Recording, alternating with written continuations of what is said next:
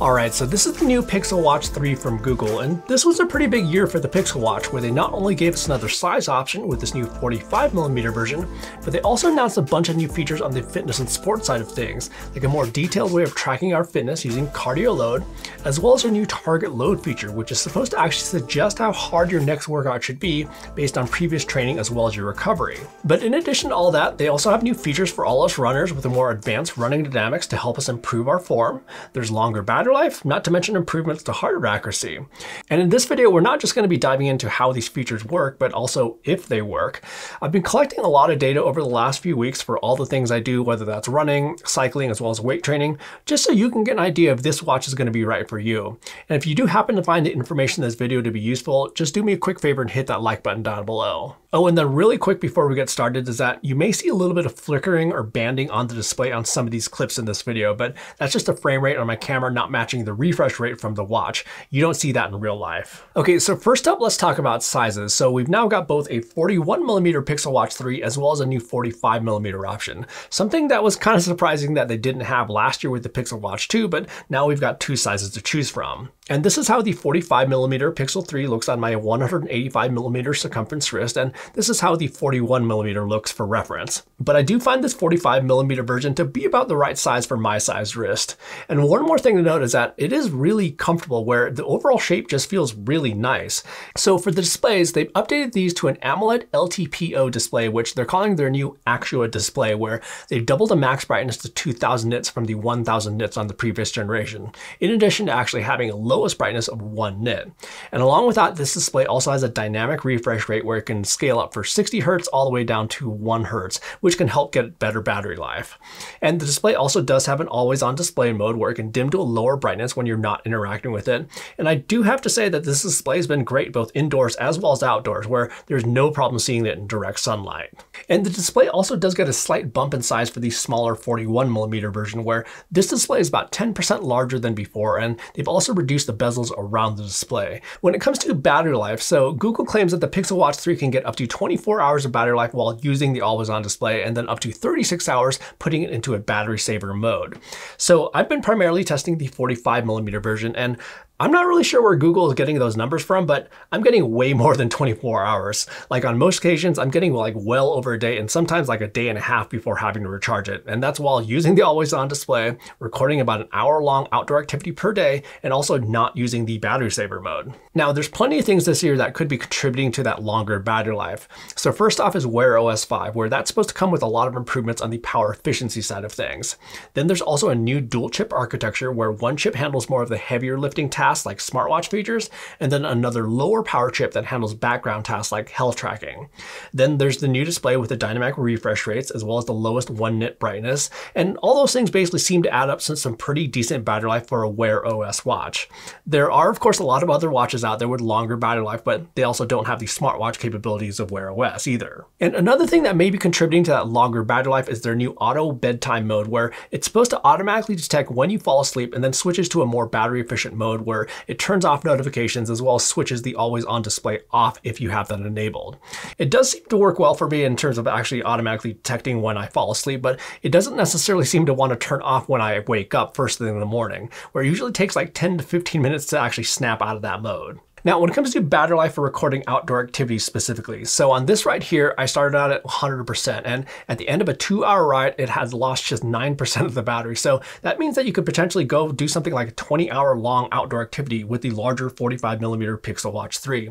That's pretty darn good. And then when it comes to charging your watch, so the Pixel Watch 3 also has 20% faster charging than the previous generation, where you can get about 50% charge after 28 minutes or so, and a full charge in about an hour, or a little bit over an hour if you have the larger version. And then for health features, so the Pixel Watch 3 comes with a full suite of Fitbit features like tracking steps, floors climbed, distance covered, walking or running throughout the day.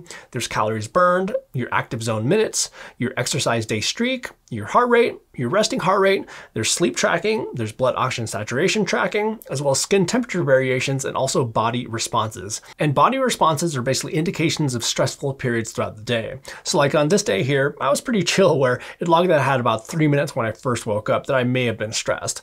However, if we look back at the last week, so like on this Tuesday right here, I actually had to film some videos and I also flew that day and the flight was kind of less than awesome where it had a lot of turbulence, so it tracked that I was a little bit more stressed. And they also have a new morning brief feature. So what this does is that it pops up first thing in the morning to give you a breakdown of things that you'd likely want to know first thing, like your readiness score, your sleep score, your exercise streak, as well as your current weather. I definitely like this feature a lot, but it does seem to take like 10 to 15 minutes to actually show up first thing in the morning. So maybe something to do with that auto bedtime mode where it's just kind of slow getting out of bed. It's still tracking the time I woke up correctly, like you can see here, but it just seems to take a while to actually come up with a morning brief as well as kind of go out of that auto bedtime mode. The Pixel Watch 3 also comes with Fitbit's readiness score, which you'll receive every morning, where it looks at multiple factors like your heart rate variability, your sleep history, as well as your resting heart rate to give you an indication of how ready you are for the day, or how well that you've recovered as well. And it definitely provides a pretty accurate reflection of how I actually feel every morning, whether I had a poor night's sleep, or I've had a higher resting heart rate, or lower HRV, which could be indications that I didn't recover well from previous training. The big change with readiness though is that it's now free for all Fitbit users, where it used to be a premium only feature. And I'm not just talking about the Pixel 3, by the way. This is going to be for all Fitbit or Pixel Watch owners as long as your device supports the readiness feature. So your readiness score also is going to factor into their new target load feature, where that feature is designed to give you an indication of how hard your next workout should be. But before we can actually get into their target load feature, we first need to go over how accurate the Pixel Watch 3 actually is for tracking workouts, because if that data isn't good, then those features kind of don't really matter. So first off, when it comes to the kinds of sports that the Pixel Watch 3 can track, it comes with quite a few sport profiles to choose from, including running, both indoors and outdoors. There's cycling, both indoors and outdoors. There's plenty of gym-based profiles like circuit training, the elliptical and high-intensity interval training. There's outdoor recreation profiles like kayaking and canoeing, and they also do have pool swimming. And then with all these activities, after you finished your workout, you'll get a breakdown of your heart rate as well as your calories burned. And then with outdoor activities, it'll give you distance data along with the map of your activity. And then when it comes to running specifically, along with all the typical metrics you'd get for running like distance, pace, elevation gain, and calories burned, the Pixel Watch 3 will also keep track of any PRs that you achieved on a particular run. Now, I'm not exactly sure where they're actually pulling this PR from though, because I've actually run a faster 5K than this before on this same Fitbit account. So maybe this PR is just for this particular watch, but it doesn't seem to be actually looking at historical data for these PRs, at least at the moment. Moving beyond that though, then you have more details that you can dive into in regards to more advanced running dynamics data that the watch can collect, like your stride length, ground contact time, vertical ratio, as well as your vertical oscillation. So these kind of data points can help you understand your running style a bit better, which you can use to improve your form. For instance, like with vertical oscillation and vertical ratio, these have to do with the relation of how much your body is moving upwards and forwards with each stride. So you can kind of look at this data to see if you're kind of in the ideal range for the best efficiency. And then there's also a new running dashboard within the Fitbit app where it gives you a rundown of mileage that you've done this week, for the last month, the last 3 months, or the particular year. You can also show charts for distance, duration, pace, as well as form. So here's where you can actually see changes in particular form metrics over time. Now, a lot of these running metrics are very personal, but there are some metrics where there's a more ideal range, like let's say vertical ratio. There's a certain ratio that's going to be more ideal for the best running efficiency. So here's where I'd love to see some sort of additional guidance to see where you sit or run, I guess you could say, within an ideal range. And along with that, it'll also show any personal records. But again, these seem to be kind of just within this watch, because let's say if we go back a couple of years, here's where I had a faster 5K. And the same thing goes for my longest run, where it says that it was just my recent run. But if we go back to like September 2022, I had a longer run there. These PRs should really be, well, PRs. Oh, and then when it comes to treadmill accuracy, so the Pixel Watch 3 was kind of in the ballpark of distance measured by the treadmill. Now, treadmills themselves aren't necessarily 100% accurate by any means either, so that's always something to consider, but again, kind of within the same ballpark. And then when it comes to the accuracy for tracking outdoor workouts, so first off, the Pixel Watch 3 is pretty quick at getting a GPS signal when you go to start a workout, where it usually only takes a few seconds to get a GPS signal. And this is even without my phone, by the way. In fact, I didn't bring my phone with me on all these rides and runs, so this is just pure GPS data from the watch itself that I'll be showing you. So for the total distances that it was collecting, in general, it was pretty darn good on almost all my runs and rides, and the elevation gain also was pretty solid from what I saw. Now, for the finer detail of the GPS tracks, it was pretty solid for the most part when it comes to road riding in the wide open, where there's really no obstructions or anything like that for the watch to have to deal with. Quite good actually on this ride here. And then on this right here, quite good as well, even through all these curvy sections where it stayed tight and accurate throughout. And there's actually a lot of tree cover in these sections as well, and it did really good. But I did notice that on some runs, it was a little bit wavy at times where like here on this section, really solid, but then over here, it wasn't quite as solid as the other devices. Totally usable and nothing crazy by any means, but just not super crispy. And then on this run here, pretty good for the most part as well, but there was a spot right here where it wandered a bit off the sidewalk where I was actually running. It didn't really have an impact on the total distance or anything like that, but it did decide to kind of cut through a few people's houses. Now, I do have to mention though is that I did have one ride where it lost a GPS signal and then it never got it back, and this was right after going through a tunnel. The rest of my activities were just fine though, but of course I did let Google know about it, and they said that they actually haven't seen that before, but I do kind of need to mention it. Oh, and I don't think it actually has to do anything with the battery saver mode kicking in either, because GPS still does work for tracking outdoor workouts when you have the battery saver mode enabled, so maybe it just kind of had a bad day. So on the heart rate accuracy side of things, so the Pixel Watch 3 uses the same heart rate sensor as the previous generation. However, they have a new heart rate algorithm which they say should improve accuracy, especially with sports like running. Now what's kind of interesting is that the previous generation Pixel Watches have actually performed for me really well, so this should just be a cherry on top. So let's see how the Pixel Watch 3 did. So starting out with some indoor cycling. So this is an activity that pretty much all watches should get right. There's very little arm movement and there's just not many variables for these kinds of sensors to deal with. And it was kind of interesting where on these two rides, it was just fine. But I did have this one ride where at this moment right here, it wandered kind of in and out just for a little bit. It's not typically something I see for indoor cycling, but I hate to kind of ruin it for the rest of this heart rate accuracy section. But that was basically the only time where I actually saw anything that was really out of line for the Pixel Watch 3.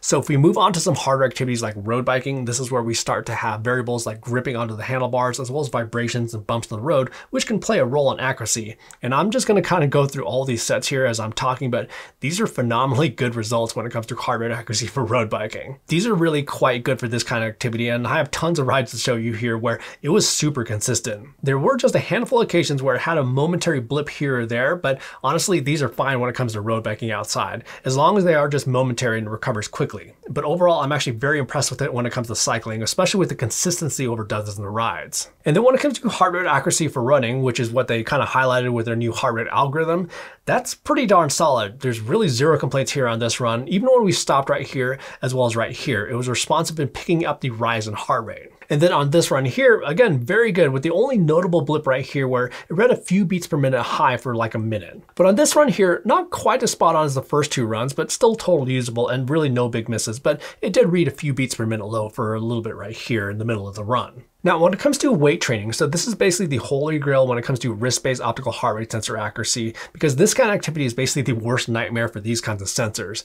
There's a lot of gripping onto the dumbbells, as well as a lot of like bearing arm movement, which can all lead to inaccuracies with these kinds of sensors. So at the beginning of this session with these bench presses, the Pixel Watch 3 did really good. Now right here for these bicep curls in the middle, it's kind of interesting because almost all the sensors other than the chest heart rate strap I was wearing weren't quite right. Nothing crazy, but the other watch I was wearing on my other wrist, as well as the Pixel Watch 3, as well as even the optical arm-based sensor I was wearing were just a little bit off. And I've actually kind of noticed this with both bicep curls as well as tricep extensions, that wrist-based optical heart rate sensors can get a little bit fumbled up with those particular movements. However, for the shoulder flies right here, as well as the high intensity intervals at the end, those look very solid out of the Pixel Watch 3. Overall, in terms of heart rate accuracy, the Pixel Watch 3 is pretty much up there in terms of accuracy. Like, I'd say right up there with like Apple and Garmin. How close, you ask? Well, I'll definitely have some follow-up videos soon on how they all compare. Oh, and then for all of you out there with previous generation Pixel watches, unfortunately, there isn't any word on them actually porting that new heart rate algorithm back to the previous watches. Again, though, I've actually gotten pretty good results from previous Pixel watches, but it would be nice if they'd update the older watches with this new algorithm. Okay, so now that we know that the Pixel Watch 3 is actually getting good heart rate data, now we can actually talk about the cardio load feature, because if the heart rate data wasn't correct, cardio load and all the other associated metrics really wouldn't matter. So for each workout, they're now providing your cardio load, and this number is basically derived from time in different heart rate zones. The more time you spend in higher heart rate zones, the higher this number will be.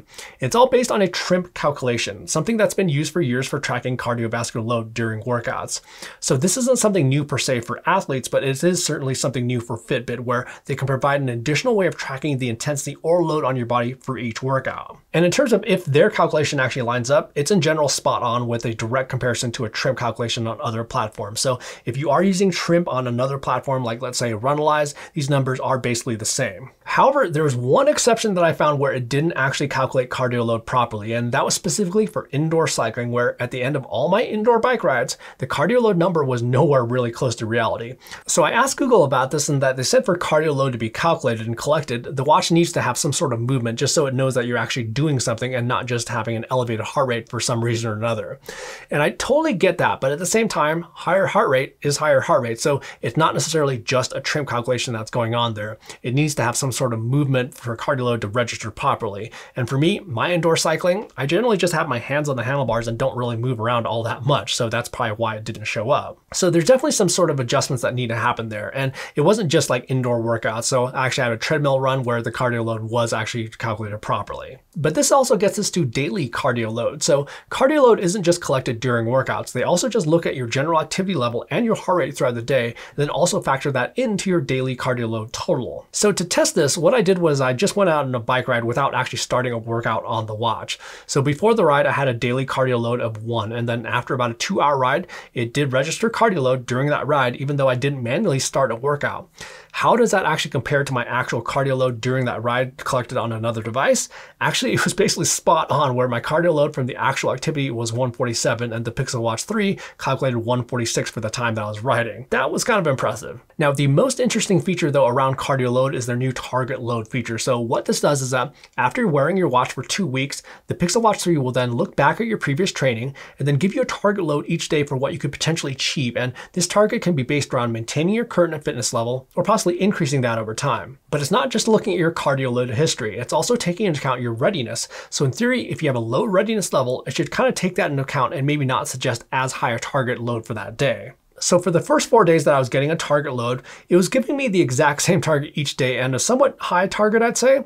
There were certainly days during the last 2 weeks before that where I hit above 200 and on one day above 300, but for 4 days in a row to make it that suggestion seemed a little bit odd. However, then on the 5th day, it did start to adapt and actually gave me a new target range, and I think this actually makes sense considering the low cardio load recorded the day before. So I went ahead and pegged it that next day and got close to the top of that new target range, and the day after that, it did drop the range a bit, but not quite as low as I would have expected considering the hard day I had before, and I wasn't really planning on hitting 195 and certainly not 300 that next day. But the day after that, it did finally drop that target range down to what I'd consider a more reasonable target load range, considering 2 days in a row of a higher cardio load, as well as less than ideal recovery. So the initial suggestions were kind of funky where they weren't changing or adapting, but it did finally start to adapt after about 4 to 5 days. And they do say, by the way, that it takes about 28 days to get a full calibration to get the most accurate target load. Now, there's a couple other random things I wanted to mention is that there isn't any external heart rate sensor support with the Fitbit app.